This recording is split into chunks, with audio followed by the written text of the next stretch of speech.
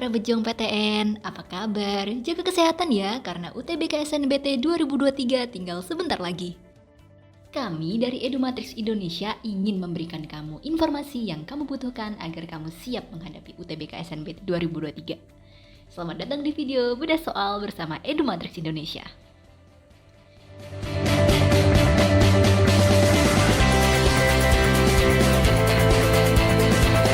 Di video ini, saya akan menjelaskan tentang 3 subtes UTBK SNBT 2023, yakni literasi bahasa Inggris, literasi bahasa Indonesia, dan penalaran matematika.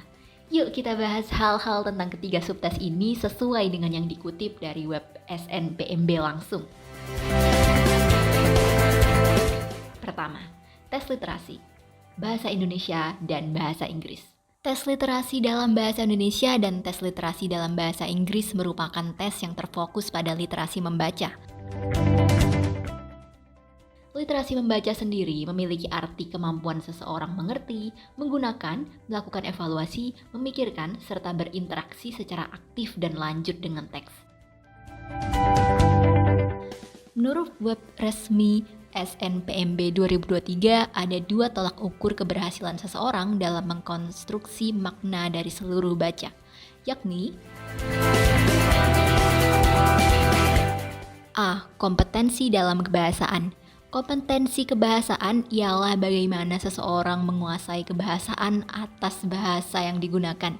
Ini berlaku baik untuk literasi bahasa Indonesia dan bahasa Inggris. B. Strategi kognitif. Strategi ini digunakan untuk memahami suatu teks. Pembaca dapat menggunakan strategi ini untuk mengkonstruksi makna bacaan serta membuat struktur pengetahuan untuk memori jangka panjang. Strategi kognitif mencakup 4 hal berikut. 1. Pengaktifan. Di tahap ini, pembaca akan menggunakan pengalaman atau pengetahuan terdahulu agar dapat memahami teks. Peserta akan dihadapkan pada teks yang sebagian latar belakangnya sudah diketahui oleh peserta tes, sehingga peserta tes akan lebih mudah memahami makna bacaan. Kedua, penyimpulan. Pembaca akan menyimpulkan suatu situasi dalam bacaan. Peserta juga akan diminta untuk menghubungkan konteks dengan teks untuk memahami sebagian sampai seluruh bacaan. Ketiga, penemuan hal yang tidak sesuai dan sesuai. Peserta akan diuji mengenai pemahaman teks. Peserta juga akan diminta mengungkapkan fakta yang sesuai atau tidak sesuai mengenai teks yang terkait. Keempat, pemahaman atau gagasan utama. Peserta akan mengungkapkan gagasan utama dengan menemukan kata kunci, menjawab pertanyaan tentang teks atau hal krusial lainnya tentang bacaan.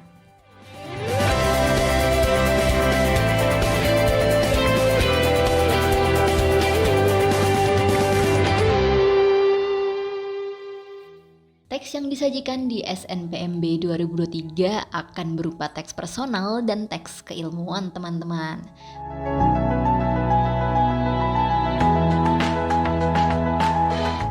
Teks juga akan melingkupi berbagai macam bidang, yakni sains dan teknologi atau saintek.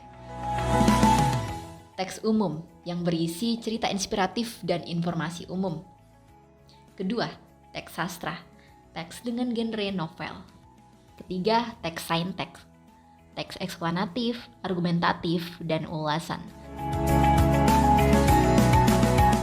Keempat, teks humaniora yang terdiri dari teks eksplanatif, argumentatif, dan ulasan. Sekarang kita bahas jumlah soal, durasi, dan pembahasannya yuk. Literasi bahasa Inggris dengan jumlah soal 20 soal dan durasi 30 menit. Miss kasih sekitar 30 detik untuk lihat-lihat teksnya dulu. You can start it now. Oh iya, nanti kalau Hincar misalnya kasih tahu Miss jawabannya A, B, C, atau D, kita pakai English aja ya. So you can say A, B, C, D, atau E gitu. Yes. Okay. Alright, so Hincar. This text is about tornadoes. Nah, you can see the question number 1, the writer's intention. Jadi kalau misalnya Hincar ketemu kata intention, Nih, kelihatan kan ya? Yes. Nah, intention itu sama seperti purpose.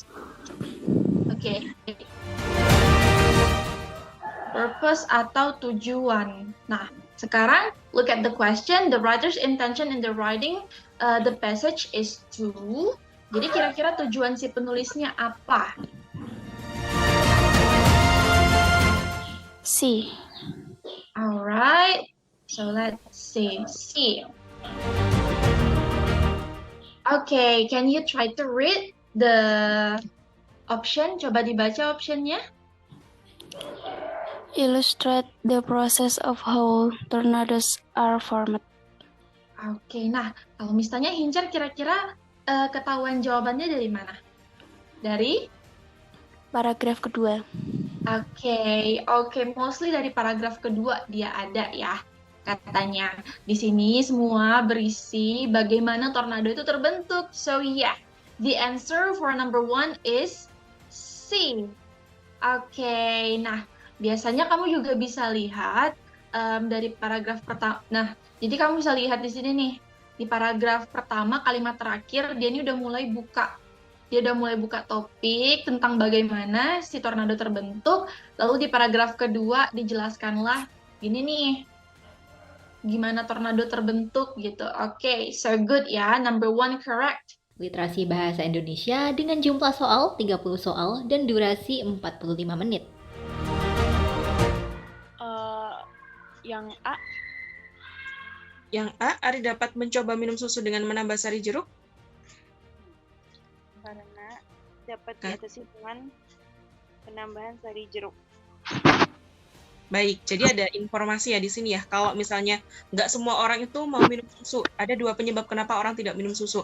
Yang pertama, karena sifat yang terkandung dalam susu. Kemudian yang kedua, kedua karena sifat biologis yang bersangkutan atau bisa dikatakan intoleran. Kalau penyebab pertama, ini nggak disebutkan nih ciri-ciri orang yang nggak suka minum susu karena fisiknya itu atau mungkin karena sifatnya itu seperti apa. Tapi untuk yang kedua, karena intoleran itu disebutkan ciri-cirinya. Misalnya dia ada diare setelah minum susu, terus perut kembung, kemudian sering buang angin. Ini ciri-ciri orang yang intoleran terhadap susu. Nah, kalau penyebab pertama itu bisa diatasi dengan menambah sari jeruk, markisa, apel, atau lainnya. Ini penyebab yang pertama. Ya. Sedangkan penyebab yang kedua ini menggantinya atau mengganti air susu dengan air susu yang telah mengalami perlakuan khusus atau fermentasi. Nah, berarti sekarang si Ari ini dia termasuk penyebab pertama atau kedua? Alasan dia tidak minum susu? Yang kedua. Yang kedua. Berarti seharusnya solusinya?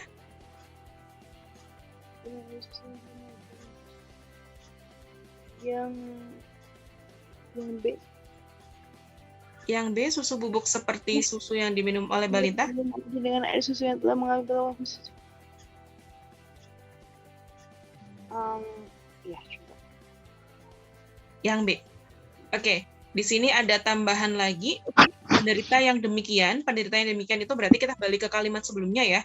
Di kalimat sebelumnya ini ada makanan atau minuman dalam susu sehingga terjadi penimbunan laktosa dalam usus. Oke, ini masih sama membahas tentang orang yang intoleran. Nah, orang yang intoleran atau penderita yang demikian dapat meminum susu bubuk dengan kadar laktosa rendah, kemudian air susu fermentasi, contohnya yogurt, kefir, sama kumis. Berarti yang lebih sesuai tetap yang B atau mau tukar yang lainnya nih? Yang B. Tetap yang B. Ada keterangan susu bubuk itu susu yang seperti diminum oleh balita? Sebenarnya nggak ada, cuman dapat minum susu bubuk. Tapi nggak tahu sekarang. Oke, kalau yang A tadi yang menyebabkan ini Zara ngerubah ke B itu kenapa? Karena ini yang kedua, kayak diare. Betul, kalau ini yang pertama ya. Kalau minum susu dengan sari jeruk ini. Kemudian kalau yang B, Ari dapat mencoba minum susu bubuk seperti susu yang diminum oleh balita. Solusi untuk minum susu bubuk memang ada, tapi keterangannya di sini susu bubuk dengan kadar laktosa rendah. Gitu. Sehingga di sini kurang tepat nih kalau keterangannya susu yang seperti diminum oleh balita. Kalau yang C, Ari dapat mencoba minum yogurt Nah, ini bisa jadi jawaban yang lebih tepat karena contoh fermentasi, contoh es susu yang mengalami fermentasi ini adalah yogurt, kefir, sama kumis. Sehingga jawaban yang bisa dipilih adalah yang C. Kalau minum susu sama sekali enggak ya, padahal kan dia pengen minum susu gitu ya. Baik penyebab pertama atau kedua masih ada solusinya biar dia tetap bisa minum susu. Kemudian kalau yang E Ari dapat mencoba minum susu secara bertahap, baik penyebab yang pertama orang yang nggak suka susu dari segi fisiknya, atau mungkin dari segi rasanya, atau mungkin penyebab kedua orang yang intoleran, dua-duanya tidak menyebutkan solusi dengan cara minum susu secara bertahap, sehingga yang ini tidak bisa kita pilih. Jawaban yang lebih tepat adalah yang C.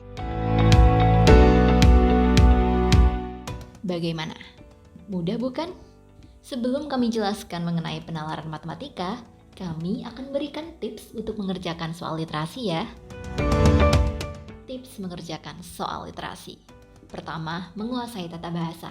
Hal ini penting dikarenakan kita tentu saja akan mengerjakan soal bahasa. Penting bagi kita untuk memperluas pengetahuan kosakata baik dalam bahasa Indonesia maupun bahasa Inggris. Begitu pula dengan mengetahui struktur kalimat seperti huruf.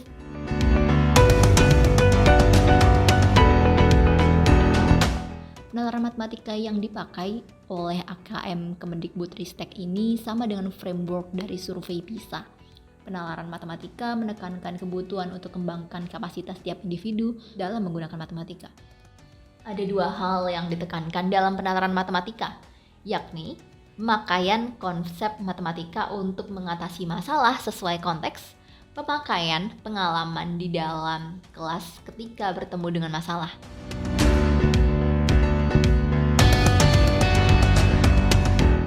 Selain literasi yang menggunakan proses kognitif, penalaran matematika juga menggunakan proses kognitif loh.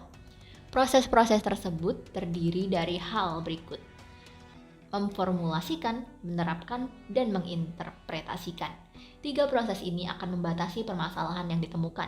Dalam pemformulasian masalah, harus juga memperhatikan konteks masalahnya. Berikut adalah penjabaran jumlah soal, durasi, dan pembahasan soal penalaran matematika. Penalaran matematika.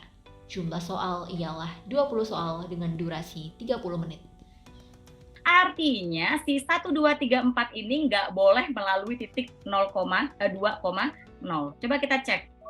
Ini kalau X-nya 2, Y-nya nggak 0, ini masih oke ya, mungkin. Ini masih mungkin. Kalau ini X-nya 2, Y-nya 0, ini fix salah.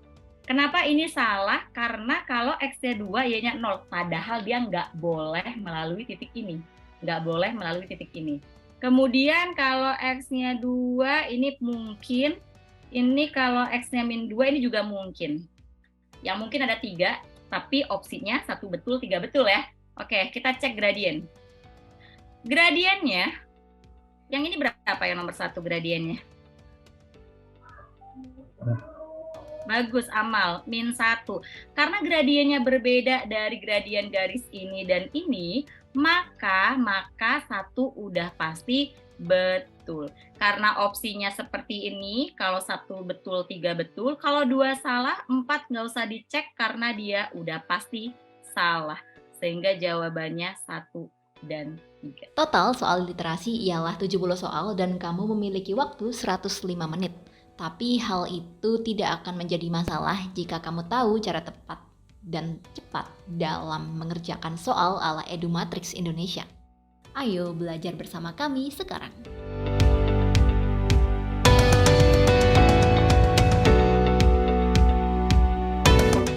Tapi hal itu tidak akan menjadi masalah jika kamu tahu cara cepat dan tepat mengerjakan soal ala Edumatrix Indonesia. Ayo belajar bersama kami sekarang. Sebagai informasi, UTBK SNBT memiliki 7 subtes ya. Loh, tapi bukannya yang disebutkan baru 3 subtes? Nah, untuk sisa keempat subtesnya akan dijelaskan di video di samping ini. Edumatrix Indonesia pamit undur diri. Semangat terus pejuang PTN!